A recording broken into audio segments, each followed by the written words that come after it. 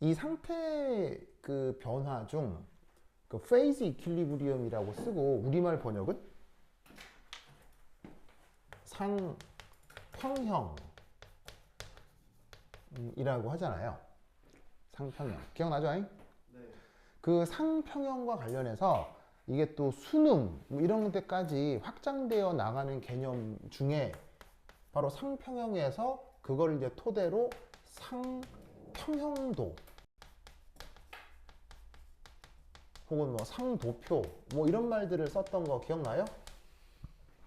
예.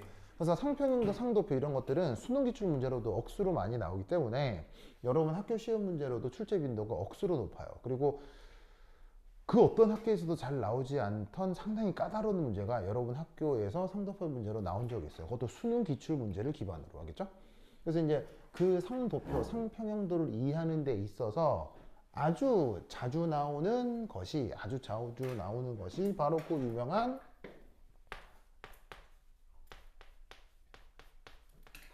클라페이롱 이쿠에이션.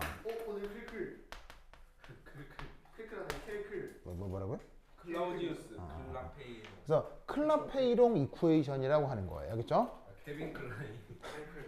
자, 그래서 그래요. 자, 그래서 어떻게 됐나? 이 상도표 혹은 상평형을 그 설명하는 데 있어서 가장 유용한 수식 중에 하나가 클라페이롱 이쿠에이션이라고 하는 녀석입니다. 그렇죠? 그래서 이 클라페이롱 이쿠에이션 요거를 꼭 외워야 하는데 그 가장 기본꼴이 바로 요겁니다. 알겠죠? 그러면 왜 이런 관계식이 나오느냐를 따지려고 하면 연력학 제2법칙부터 시작해서 깁스에너지 어쩌고저쩌고 쭉쭉쭉 해야 되거든요. 그렇게 하면 너무 얘기가 기니까 그냥 여기서부터 시작한다 라고 치고 여기서 이제 수식이 어떻게 전개되는지를 보고 이 과정들을 암기해 주시길 바란다 이런 말이에요. 알겠죠?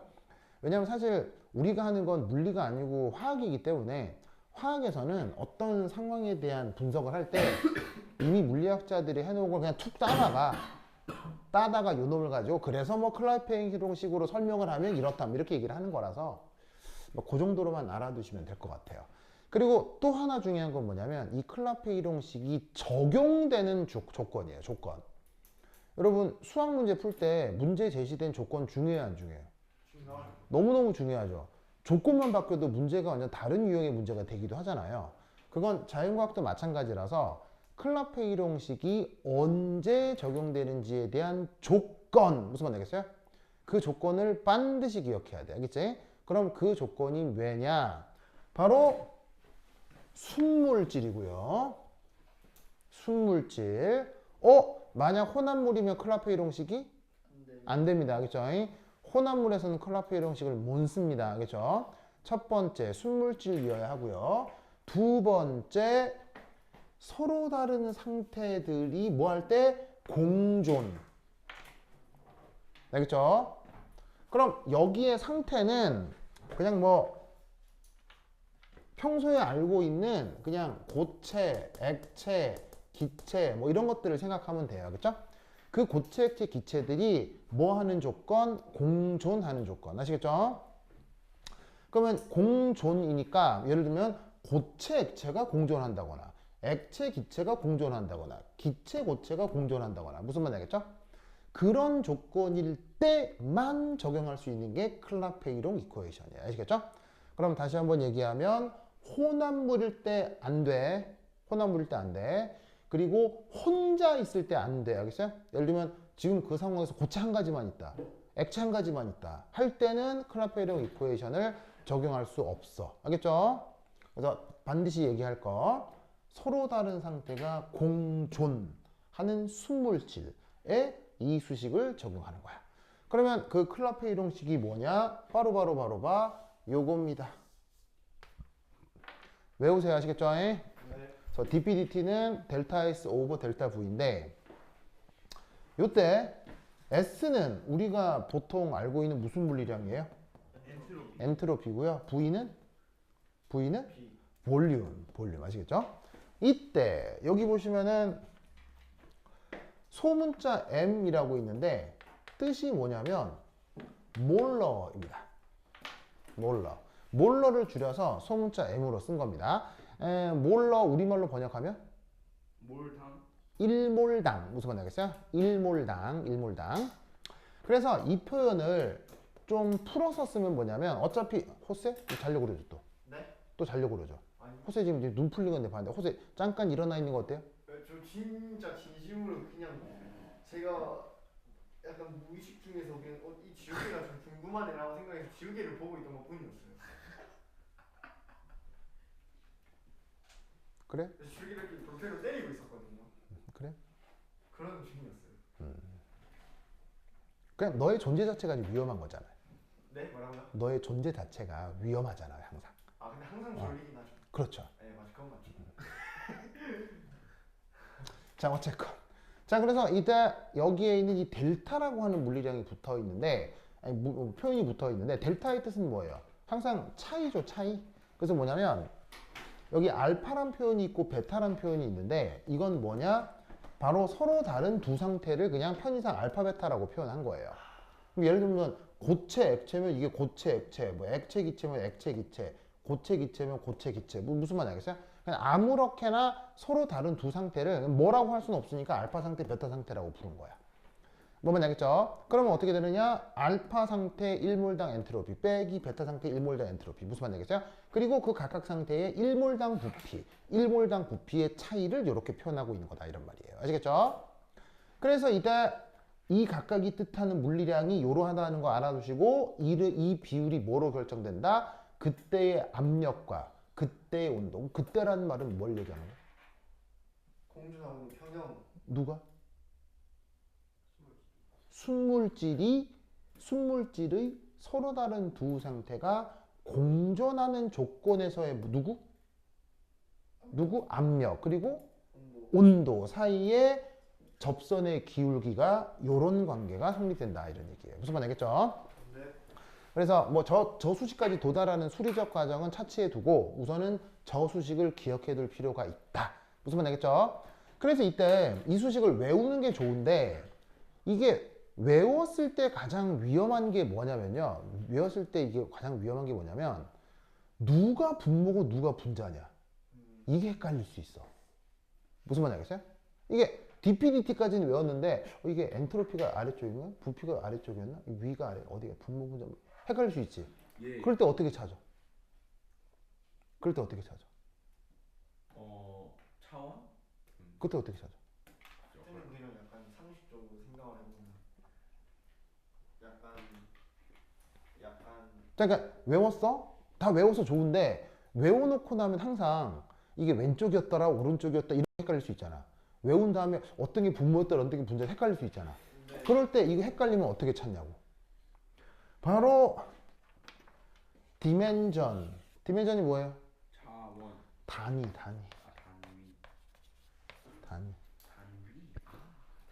단위. 자, 압력의 단위가 뭐예요? 뉴턴 퍼 미터 제곱. 파스칼. 호세. 압력의 단위가 뭐예요? ATM. 뉴튼 퍼 미터 제곱. 네. 알겠죠? 그 다음 곱하기 호세 부피의 단위는? 뭐야? 어? 부피 단위가 뭐야? 아 부피가 미터 세제곱. 미터 3승. 알겠죠? 손으로 생각했어요. 야야야. 그래? 상식적으로. 자, anyway 그럼 두 개 곱하면 뭐야? 뉴턴 미터. 뉴턴 또 곱하면 뉴턴 미터지. 다른 말로 1 줄. 알겠죠? 줄. 그래서 압력에다가 부피를 곱하면 단위 체계가 뭐가 나오게 돼 있다? 주르. 알겠죠? 주르. 그다음 온도 단위는? 켈빈. 온도 단위는 켈빈이잖아. 여기도 켈빈. 엔트로피 단위는? 엔트로피 단위요? 엔트로피 단위는 줄 퍼 켈빈. 바로 줄 퍼 켈빈. 알겠죠? 두 개 곱하면 줄. 알겠죠? 그럼 이 말은 무슨 말이냐면 압력에다가 부피를 곱한 거랑 온도에다가 엔트로피를 곱한 거랑 같아야 된다고. 무슨 말 알겠죠? 네. 그러니까 어떻게 된다? dpdt는 엔트로피 나누기 부피가 돼야 된다고. 알겠죠? 네. 그래서 안 헷갈리면 됐는데 het갈린다고 하면 저렇게 단위를 가지고 찾으라 이런 말이에요. 알겠죠? 되십니까? 네. 그렇다라고 하면 이제 순물질이 어떤 순물질이 서로 다른 상태들이랑 공존을 하게 되는 또잘 네? 제대로 그냥 보고 있는데요. 방금 내 눈이 이렇게 봤는데 내가 그거 그냥 제 눈에 하나 뜬 거. 그게 왜 다른 사람들이랑 다를까요? 보고 있는데요. 보고 있는데요. 자 어쨌건 그래서 어떻게 된다? 그 공존하는 각 경우가 있을 거 아니야. 경우 무슨 말 알겠어요? 그 경우 첫 번째 멜팅 무슨 말 알겠어요? 혹은 뭐라고 얘기할 수도 있냐면 멜팅 대신 퓨전 퓨전. 아시겠죠? 퓨전이라고 쓰면 용 뭐 이렇게 번역을 하는 거고 멜팅이라고 쓰면 녹음 뭐 이렇게 번역을 하는 거지. 무슨 말 알겠죠? 그러면 이때 이걸 뭐 반응 뭐 이렇게 뭐 화학 반응식으로 쓰자면 어떤 순물질 고체와 그 순물질 액체 요 사이에 왔다 갔다 함. 무슨 말 알겠죠? 그걸 멜팅 혹은 퓨전이라고 부르는 거라고요. 알겠죠? 그리고 그때의 P가 뭐야? 이런 상황에서의 P가 뭐야? 압력. 압력. 그때 T가 뭐야? 온도. 온도. 무슨 말 알겠어요? 그리고 이 둘은 홀로 있는 거야? 반드시 지금 공존하고 있는 거야? 공존. 알겠죠?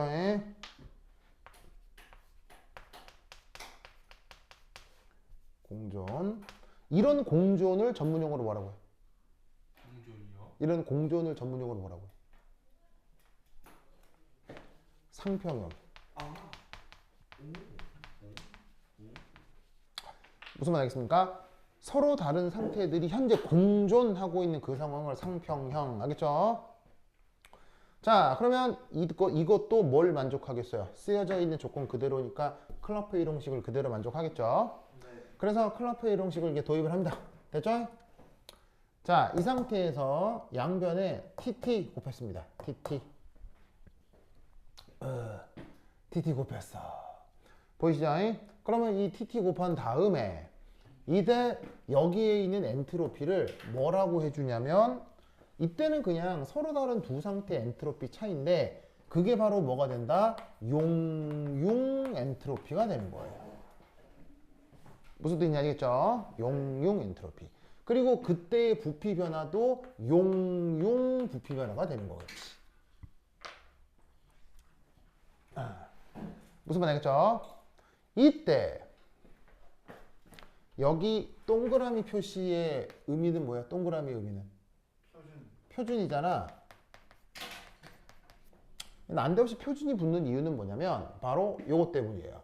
순물질의 상평형 상태가 표준 상태입니다. 그냥 순물질이 뭘 하고 있으면 상평형을 이루고 있으면 그게 정의상 표준 상태가 되는 겁니다. 그래서 지금은 다 뭐예요? 공존의 평형을 이루고 있는 상태잖아요.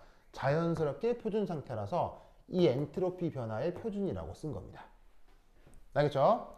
그리고 상평형이라고 하면 그걸 수리적으로 어떻게 표현할 수 있느냐? 바로 깁스 에너지 변화는 엔탈피 변화 빼기 엔트로피 변화인데 그게 0이다가 상평형을 수리적으로 표현하는 방식입니다. 요거는 연력학이니까 그냥 요거 자체로 꼭 기억을 해 두고요. 그러면 지금 계속 상평형에 대한 얘기를 하고 있기 때문에 요 두 부분이 어떻다는 얘기예요? 같다는 얘기겠죠? 그래서 엔트로피 온도를 곱한 걸 냉큼 뭐로 바꿨어요? 엔탈피로 바꿨다 이런 말이지. 됐죠? 네. 되십니까? 그러면 이때 여기에 있는 온도 있죠? 온도 변수를 반대쪽으로 옮기면 얘를 이런 꼴로 바꿀 수 있다는 거 아시겠죠? 네. 됐습니까? 그럼 이때 여기서 등호가 성립할 거야. 어쨌든 등호가 성립할 거 아니야. 등호가 성립하면 양쪽을 뭐 해도 적분을 해도 등호가 성립할 거 아니야. 무슨 말씀인지 아시겠습니까? 네. 그러면 이때 이쪽은 온도에 대한 적분, 이쪽은 압력에 대한 적분이지. 그러면 온도가 T1 처음일 때 그때 압력을 P1, 온도가 T2일 때 그때 압력을 P2 라고 할 수 있겠지. 맞습니까? 그리고 이때 이 수식은 짜잔 근사적입니다. 왜 근사적이냐면 온도하고 압력이 변하면 사실 물질의 부피하고 엔탈피 변해요, 안 변해요? 변합니다. 변하는데 이 부분이 매우 조금만 변합니다.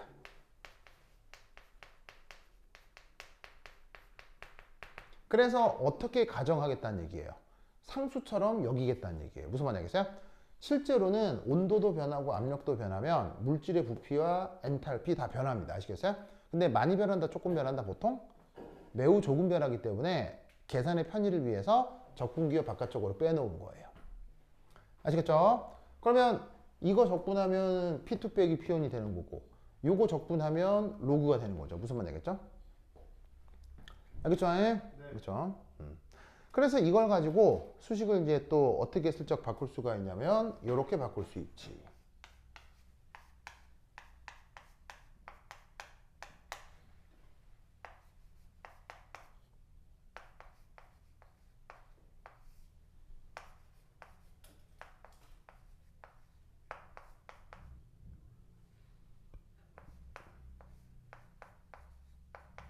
짜잔. 저 표현을 이렇게 바꿀 수가 있겠습니다. 이거 B가 아니고 FUS. 쟤를 저렇게 바꿔볼 수 있겠습니다. 자, 이 녀석을 이렇게 바꿨다는 거 아시겠어요? 자, 뭐냐면 P1, P2의 뜻이 뭐예요? P1, P2가 온도가 T1일 때 압력 P1, 온도가 T2일 때 압력 P2잖아요. 적분할 때 이렇게 한 거 아니야? T1일 때 P1, T2일 때 P2 이렇게 한 거 아니야? 그럼 이때 여기서 T1하고 P1이 엮여 있는 거고 T2하고 P2가 엮여 있는 건데 이때 여기에 있는 T1과 P1을 각각 얘는 1atm 그리고 얘는 정상 어는 점. 무슨 말 알겠죠? 으로 규정을 한 거예요. 그래서 어떻게 된다? 그 압력이 현재 평형을 이루고 있는 압력이 일기압이 될 때 그때 온도 조건이 있을 거 아니야. 그거를 정상 어는 점이라고 하면 이 수식을 이렇게 바꿔 쓸 수 있는 거지. 뭐 뭔지 아시겠죠? 네. 알겠죠? 자, 그리고 이 상태에서 이제 수리적으로 약간 변형을 하는데 자, 여기 다 썼어요? 여기 썼죠? 네. 자, 빨리 여기까지 쓰세요. 위에 거 지워야 되니까. 빨리 쓰세요. 호세는 빨리 자지 말고 쓰세요. 안 자긴데 뭐 할 거야. 빨리 쓰세요. 어? 좀 졸리긴 하네. 으유. 자, 빨리 쓰세요.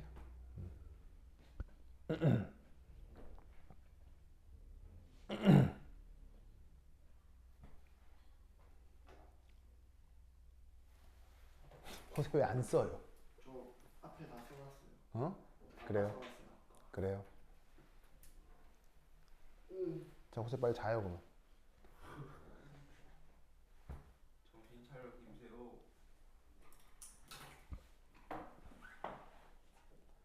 자, 쓰시고.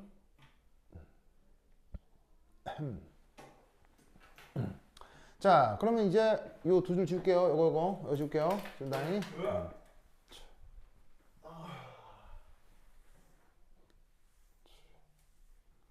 자, 그런데 이때 세 번째. 내가 현재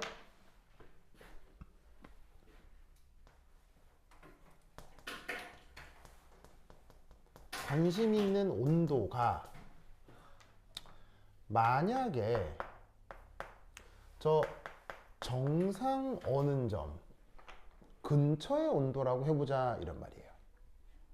무슨 말인지 알겠죠? 그러니까 정상 어는 점이 기본 온도가 될 거고 거기서 압력을 변할 때 저 어는 점이 어떻게 살짝 변하겠는지를 보겠다는 얘기인 거예요. 알겠죠? 그래서 어떻게 되느냐? 얘는 일기압일 때의 정상 어느 점이 되는 거고, 얘는 뭐가 되냐면 바로 요 놈은 압력이 P일 때 무슨 온도예요?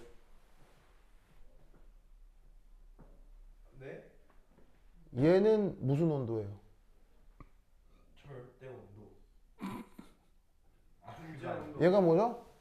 정상 정상 원원점이에요. 정상 원원점의 뜻이 뭐예요? 정상 원점이요? 정상 원원점의 정의가 뭐예요? 일기압에서 압력이 일기압일 때 어느 점이잖아요. 그럼 이 온도는 뭐냐고요? 정상 원점. 정상 어느 점 이거고요. 정상 어느 점은 일기압일 때 어느 점이고요. 압력이 필 때. 바로 얘는 압력이 P일 때 어느 점이라고요. 아, 이것도 어느 점이라고요. 맞죠. 왜 어느 점이에요? 이 온도는 왜 어느 점이에요? 증기압이랑 같아질 때. 바로 여기서 무슨 증기압이에요? 지금 증기가 이게 없는데. 아니라 저거니까. 지금 뭐 하고 있어요? 공존. 공존하고 있죠. 공존하는 온도가 뭐예요?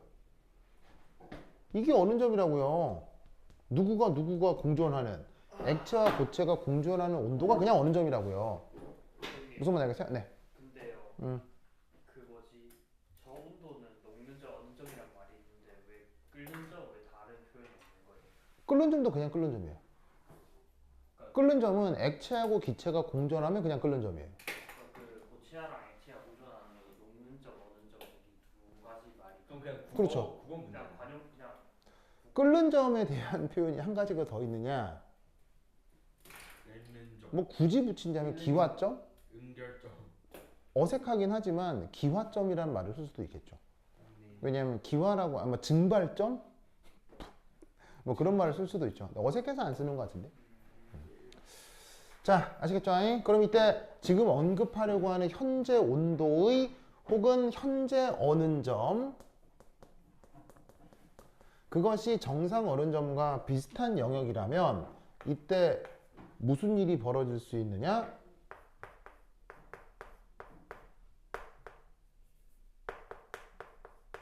이 로그 함수가 어떻게 바뀌냐면 이렇게 바뀝니다.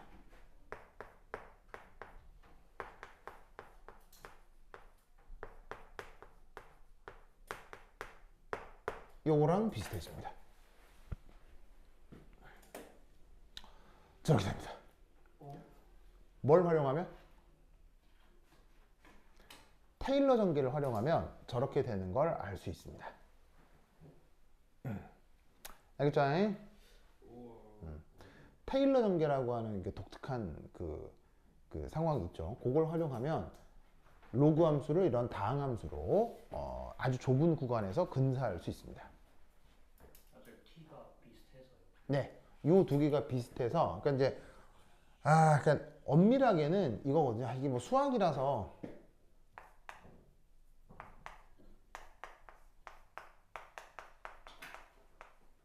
얘는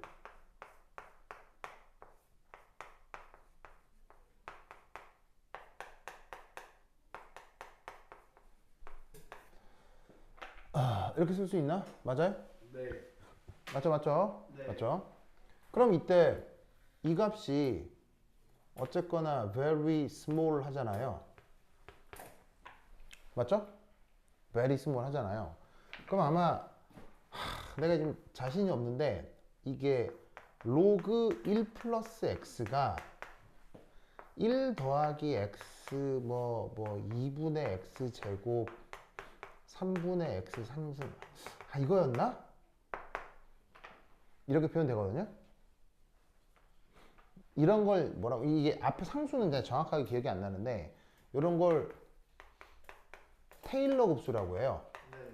그래서 이제 테일러란 양반이 아주 좁은 구간에서 미소 구간에서 x가 작으면 이런 초월함수를 다항함수로 근사할 수 있다. 요게 그 수학적으로 알려진 결과거든요. 그걸 여기에다 쓴 거예요. 그걸 여기다 쓴 거예요. 무슨 말 알겠죠? 알겠죠? 알죠. 이거 1 빼고 이렇게 된다. 무슨 말 알겠죠? 그런데 이때 이 x가 베리베리 스몰이면 제곱하면 어떻게 되겠어요? 더 작을 거 아니에요. 3제곱하면 더 작을 거 아니에요. 그래서 그래서 이만큼을 온팡 다 무시하는 거죠. 그래서 로그 1 더하기 x는 x가 작을 때 x 값이랑 비슷해져요. 근데 뭐 내가 수학생이 아니라서 뭐 더 말씀드리는 못하겠고, 그런 결과를 활용해서 지금 이 표현을 이렇게 바꿀 수 있다, 이런 말이죠. 아시겠죠? 그러면 얘를 다시 한번 근사적으로 어떻게 쓸 수 있느냐? 요렇게.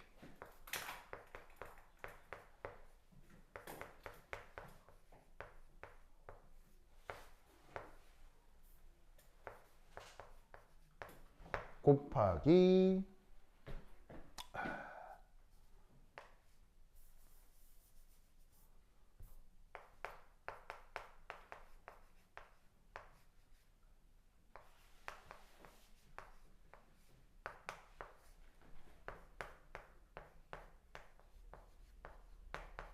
짜잔. 요렇게 됨을 알 수 있다, 이런 말이죠.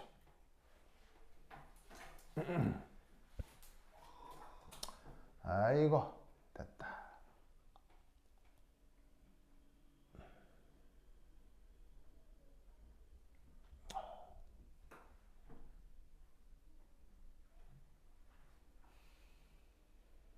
됐습니까?